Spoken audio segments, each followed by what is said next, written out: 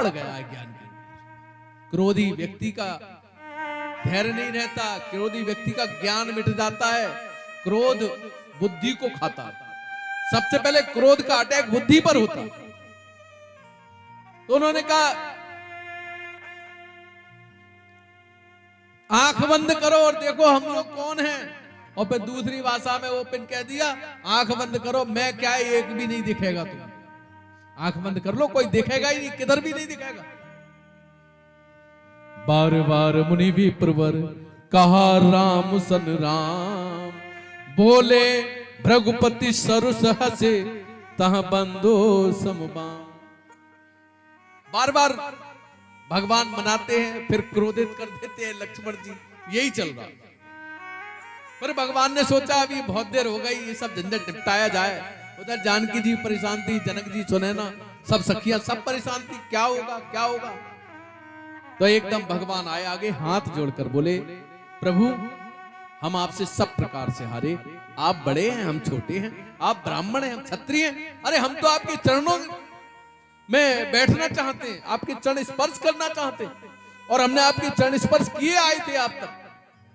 सब प्रकार हम तुम सनहारे, सब प्रकार हम तुम सनहारे, सब प्रकार हम तुम सनहारे, सब प्रकार हम तुम सनहारे। क्षमहु विप्र अपराध हमारे, क्षमहु विप्र अपराध हमारे। उन्होंने कहा राम नाम है हमारा, आपका नाम भी हमसे बड़ा है, आपकी आयु हमसे बड़ी है, आपकी जाति हमसे बड़ी है, सब प्रकार से आप हमसे बड़े हैं और हम छोटे हैं। आप बड़े हैं हम छोटे हैं, हम आपसे सब प्रकार से हारे। बोले नहीं ऐसे कैसे होगा, तूने अपना नाम राम कैसे रख लिया, जब मेरा नाम परशुराम है। अपना नाम छोड़ दे या युद्ध कर। ये क्या आज से मैं राम नहीं हूं। बोले अब मैंने तो रखा नहीं है, मैंने रखा होता तो मैं सोचता भी मेरे पिताजी माताजी ने रखा है। अब जो माता पिता ने दिया है वो तो किसी कीमत पर कहीं नहीं, वो तो रहेगा। बोले तो युद्ध कर। तो भगवान ने कहा देखो युद्ध तो मैं करूंगा नहीं, आप बड़े हैं और आपको युद्ध करनी है तो आप शुरुआत करो। अब परशुराम जी भी ज्ञानी तो थे ही, परशुराम जी के शुरुआत कर दे। वो तो क्रोध, अब थोड़ा क्रोध भी कम हुआ। इधर क्या हुआ, हवा चली और अंग वस्त्र जो अंगोछा जैसा पड़ा था ऊपर वो हटा, और जैसे ही सीने पर भगवान के दृष्टि गई परशुराम जी की, तो सीने पर देखा वही भृगु ने जो भगवान विष्णु के लात मारी थी उसका चिन्ह अंकित था। तो एकदम से सोचने लगे अरे ये क्या भगवान आ गए, पृथ्वी पर लगता है साक्षात भगवान उपस्थित हो गए। लेकिन अभी क्रोध के कारण संशय है, और संशय के कारण कह रहे हैं ये बताओ तुम कौन हो, क्या विष्णु के अवतार। बोले नहीं नहीं हम तो कोई विष्णु के अवतार नहीं है। भगवान कहते हम कोई विष्णु के अवतार नहीं। बोले फिर कौन हो। बोले हम तो वो महाराज दशरथ के बेटे हैं राम, हम तो महाराज दशरथ के बेटे राम हैं। बोले अरे आप, बोले और सुनो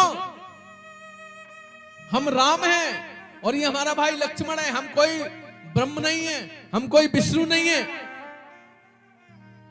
भाई गिरीश जी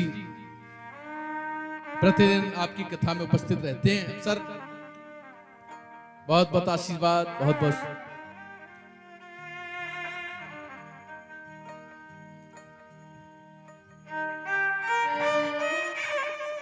श्री राम जय राम जय जय राम, श्री राम जय राम जय जय राम, श्री राम जय राम जय जय राम, श्री राम जय राम जय जय राम, श्री राम जय राम जय जय राम, श्री राम जय राम जय जय राम, श्री राम जय राम जय जय राम, श्री राम जय राम। तो जैसे ही दृष्टि पड़ी तो एकदम से ध्यान आया, अरे तो ब्रह्म है, ये तो भगवान विष्णु के अवतार है। लेकिन क्रोध की वजह से बोले नहीं नहीं, ये कैसे हो सकते, ये नहीं होंगे, ये भगवान विष्णु ये बालक रूप में, नहीं नहीं ये नहीं होंगे। क्या किया फिर बोले एक काम करो, ये धनुष मेरे पास जो है ये विष्णु का धनुष है, इसे लो और चला के दिखाओ।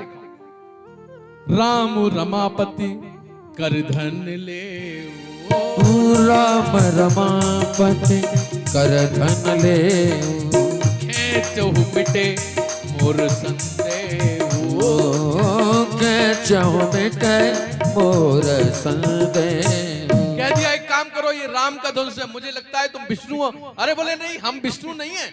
अरे विष्णु भगवान हम नहीं है। बोले फिर कौन हो तुम? बोले हम तो राजा दशरथ के बेटे राम हैं। बोले मुझे शक हो रहा है तुम ही, क्योंकि ब्रह्म का अवतार होना था पृथ्वी पर और तुम ब्रह्म ही हो। बोले आपने कैसे पहचाना? हम तो राजा के बेटे हैं, आप गुरुदेव से पूछ लो।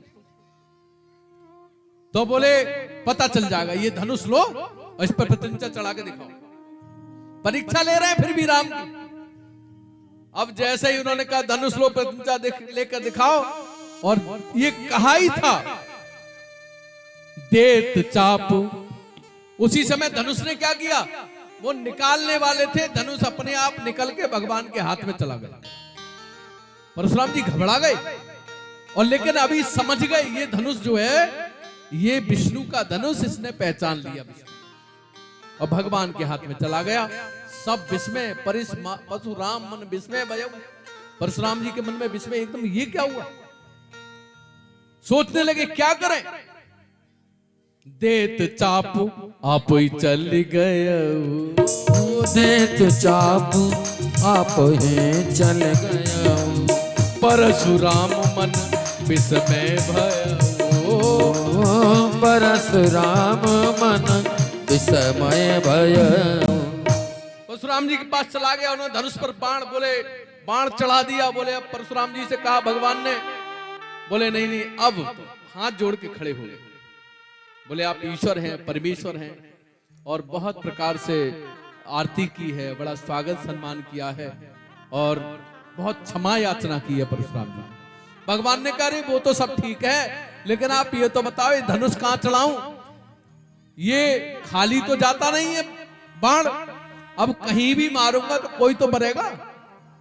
बोले आप एक काम करो, मैंने जीवन में जितने भी पुण्य किए हैं, जितने भी पाप किए हैं, उन सब का जो फल है जहां भी इकट्ठा है, उस पाप और पुण्य के फल को मिटा दो।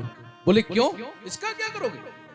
अरे पुण्य का फल तो हर कोई चाहता है, चलो पाप के लिए मिटा दो। ये अगर कहते तो ठीक भी था। बोले अब पृथ्वी पर आने की इच्छा नहीं है। बोले अब तुम्हें जाना भी नहीं है, तुम अमर हो, परशुराम जी से कह दिया। बोले फिर भी पाप और पुण्य का फल मुझे नहीं चाहिए।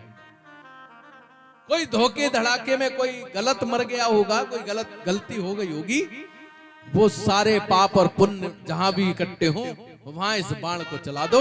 और कह दिया दक्षिण धुरी पर समुद्र के कुछ मछुआरे मछलियों को मारते हैं, कुछ जीव जंतुओं को सताते हैं, ऐसे लोगों को मुक्त करो। इस प्रकार से भगवान से क्षमा याचना करते हुए जय जय जय जय रघुकुल केतु और रघुपत गए बनई तप है। परशुराम जी चले गए। इधर उन्होंने विश्वामित्र जी ने कहा एक काम करो, 2 दूत अवधपुरी भेजो।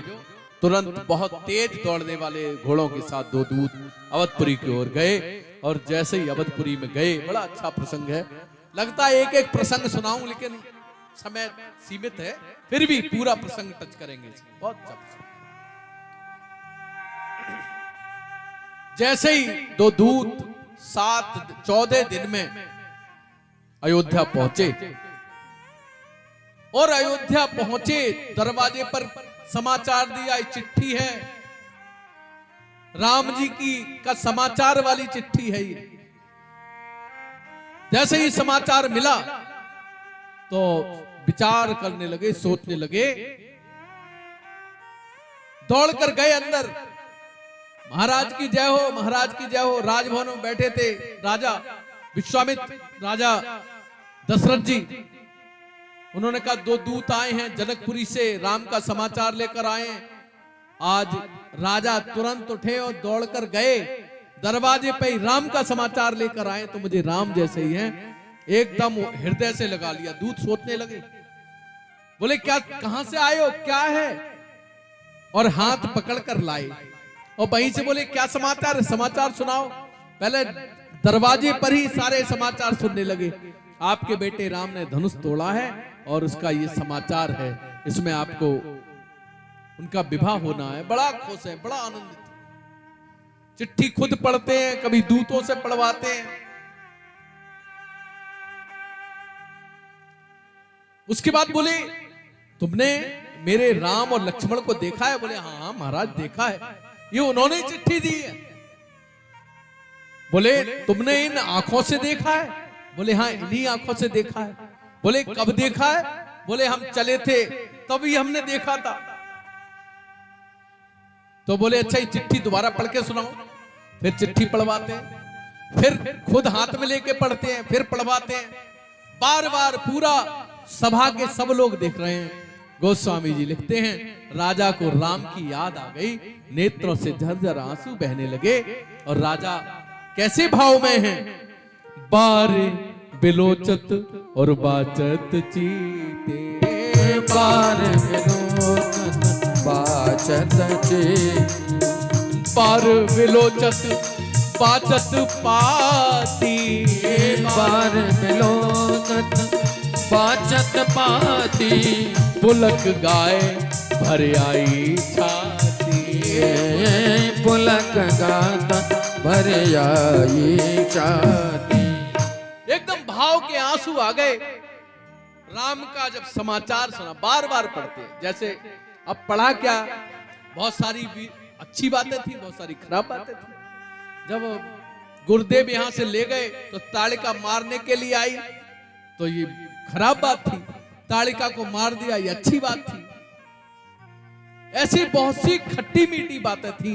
बार बार कथा राम की सुनते हैं और फिर खुद पढ़ते हैं, फिर कहते हैं नहीं नहीं तुम सुनाओ, तुम्हारे मुख से ठीक लगे। पूरी सभा स्तब्ध है इस दृश्य को देखकर। और फिर कहते हैं सुनो भैया, भैया कहो कुशल दो बारे, भैया कहो कुशल दो बारे, भैया कहो कुशल दो बारे, भैया कहो कुशल दो बारे, तुम नीके निज नयन निहारे, तुम नीके निज नयन निहारे। भैया सच बताना, आज एक राजा एक सामान्य व्यक्ति से भैया कह रहा है, क्योंकि वो राम की का समाचार लेकर आया, वो राम से कहीं जुड़ा है और ऐसा वैसा नहीं जुड़ा है।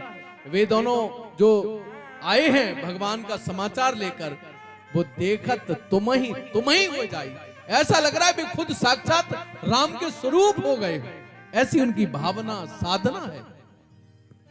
उन्होंने कहा तुम नीजे नीके निज नयन, तुमने अपने इन्हीं आंखों से देखा है? अरे बोले महाराज हमने इन्हीं आंखों से देखा है। बोले सच बताना, दोनों बालकों को देखा है ठीक है? बोले नहीं आपके दोनों बालक ठीक हैं, हमने इन्हीं आंखों से देखा है। उन्होंने धनुष को तोड़ा है और गुरुदेव ने पत्र लिखवाया है, और ये राम ने पत्र लिखा है आपके लिए भेजा है गुरुदेव की आज्ञा से। तो एक बात बताओ, अगर तुमने इन आंखों से उन बालकों को देखा है तो एक बात क्या बताएं महाराज, क्या पूछ रहे हैं? मेरे बालक कैसे लगते हैं? बोले अब क्या बताओ। और जैसे ही राम का ध्यान आया, दोनों समाचार दाता यानी जो दोनों दावक थे, पत्रवाहक थे, उनकी आंखों से झरझर आंसू निकलने लगे। महाराज क्या बताएं, जब से आपके बालकों को देखना है, इन आंखों से दिखना ही बंद हो गया है, कुछ और देखने की इच्छा ही नहीं रखती है। ये हाथ जब से उनके सामने हाथ जुड़े, तब से ये हाथ क्या हुआ?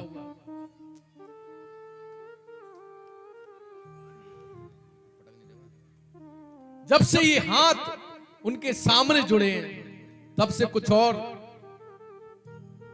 तब से कुछ भी और कहीं और हाथ जुड़ने की इच्छा नहीं रहती, जोड़ने की इच्छा नहीं रहती। तब से जब से ये पैर उन तक गए हैं तब से पैरों ने चलना बंद सा कर दिया है। मैं तो नौकरी करता हूं अपने बच्चों के पालन की वजह से, नहीं तो उन्हीं की मूर्ति बनाकर घर में मंदिर बनाकर सब कुछ उन्हें ही समर्पित करने की इच्छा होती है। महाराज सुनो, देव देखे तब बालक दो, देव देखे तब बालक दो, अब न आंख तर आवत को, अब न आंख तर आवत को। जब से आपके बालकों को देखा है अब आंखें किसी और को देखना नहीं चाहती, हाथ कहीं जुड़ना नहीं चाहते, पैर कहीं तक जाना ही नहीं चाहते। अब सब कुछ शांत हो गया है। समाचार सबको दिया गया, बारात तैयार हुई और बारात यहां से चली है। उधर जानकी जी ने अपनी रिद्धियों सिद्धियों से बुलाया है और कहा है किसी प्रकार की अयोध्या से लेकर जनकपुरी तक और कहीं भी कोई कमी ना रहे बारात के स्वागत सम्मान में, इस प्रकार का स्वागत सम्मान करें। और बारात वहां से चली है, जनकपुरी आई, सदानंद जी बड़े, सबने स्वागत सत्कार किया, भगवान मिले हैं और भगवान ने बड़ों को प्रणाम किया, महाराज के चरणों में माथा रख के प्रणाम किया। भरत जी ने राम जी, लखन, शत्रुघ्न और भरत ने प्रणाम किया है, लखन जी ने भरत जी को प्रणाम किया है, शत्रुघ्न जी ने लखन जी को भी प्रणाम किया। इस प्रकार से सबने यथा योग्य सबको अभिवादन किया और बारात जनवासी में रुकी। भोजन जल जलपान का खिलाना पिलाना सब स्वागत सत्कार हुआ। ठीक समय देखकर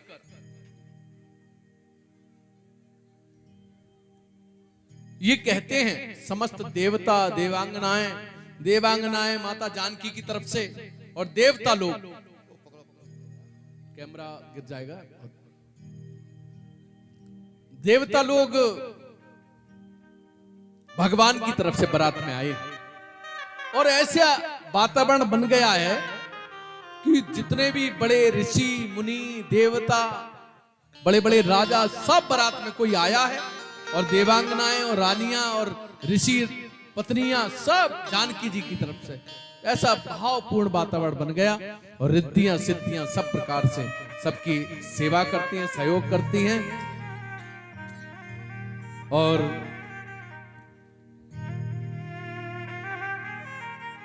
ठीक समय जानकर वशिष्ठ जी, विश्वामित्र जी, सदानंद जी और सप्त ऋषि किसी न किसी वेश में पृथ्वी पर उपस्थित हैं। सबने ठीक समय जानकर ठीक समय ग्रह तिथि नक्षत्र जोग वर और लगन शोध विधि कीर्ण विचार, बहुत शोध करके विचार किया, लगन का समय निश्चित किया और धेनु धूर वेला विमल सकल सुमंगल मूल विप्रन कहे विदेह सन राम जन्म अनुकूल।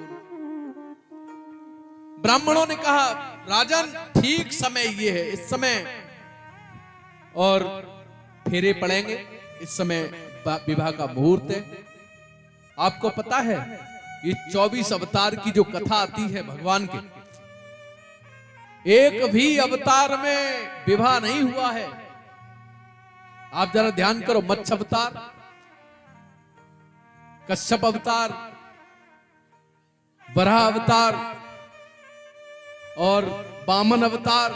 वामन ब्रह्म छोटे थे, भगवान कृष्ण की क्या है 16,108 शादियों की चर्चा है, एक भी विवाह हुआ है उनका? सारे इतने सारे अवतारों में केवल एक ही विवाह हुआ है, वो राम का। ना इससे आगे पीछे कभी कोई विवाह हुआ ही नहीं। इसलिए सबने बड़ा खुशी मनाई। एक पहला विवाह है और ये भी कहते हैं आखिरी विवाह। इससे पहले किसी जन्म में भगवान कभी भी पृथ्वी पर आए, कभी विवाह नहीं, कभी विवाह हुआ ही नहीं।